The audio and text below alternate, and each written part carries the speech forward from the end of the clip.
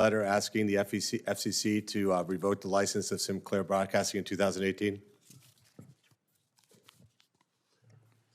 I'll have to go and to review that, but from my perspective, what Trump is doing right now at a presidential level, ordering the FCC to act, is absolutely an imminent threat to our democracy.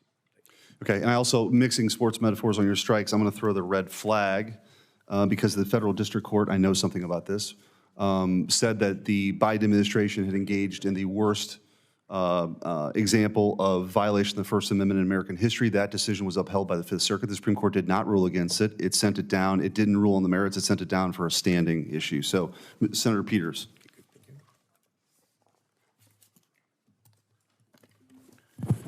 Thank you, Mr. Chairman. I'd first just like to start by making a very clear statement. Government censorship is wrong, full stop. Never should be tolerated. That should be no matter what side of the aisle that you're on. I think we can agree that the government takes adverse action against speech that it dislikes. That's bad for all Americans, and it's counter to the fundamental values that this country stands for. As ranking member of Homeland Security and Government Affairs Committee, I have reviewed thousands of pages of documents, including testimony from the Cybersecurity and Infrastructure Agency employees, and I'll say that I simply don't agree that CISA, the agency, has worked in a coordinated effort to censor American speech, and the Supreme Court has basically agreed with that finding.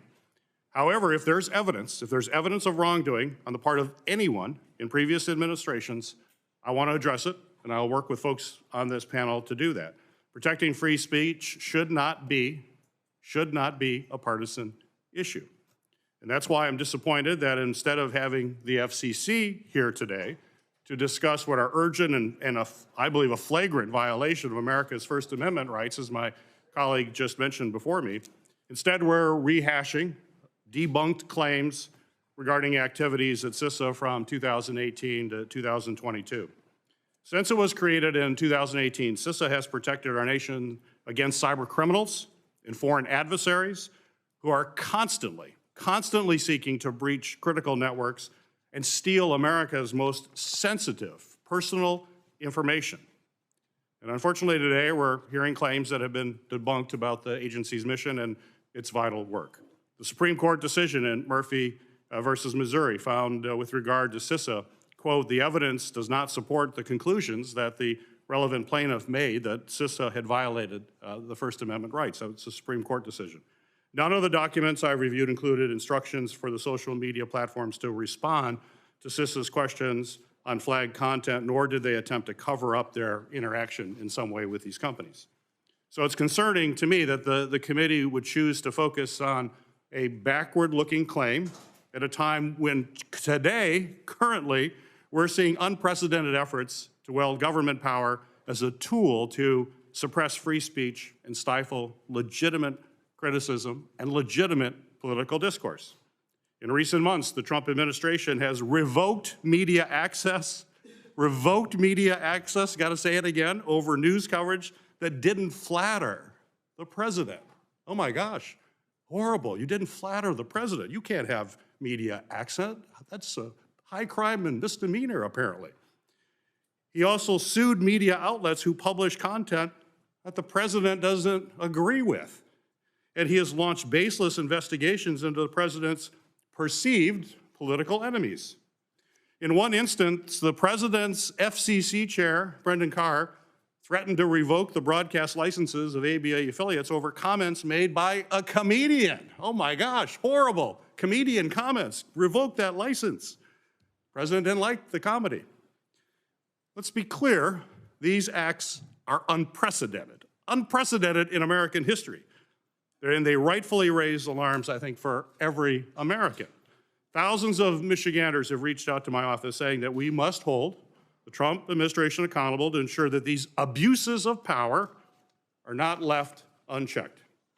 And I certainly hope that the chairman of this committee and members of the committee will devote their efforts to examining these abuses that I mentioned, regardless of who commits them, because we must all stand up for First Amendment rights in the face of unprecedented overreach, And it's right to call out wherever we see it, no matter who is saying it, no matter what administration.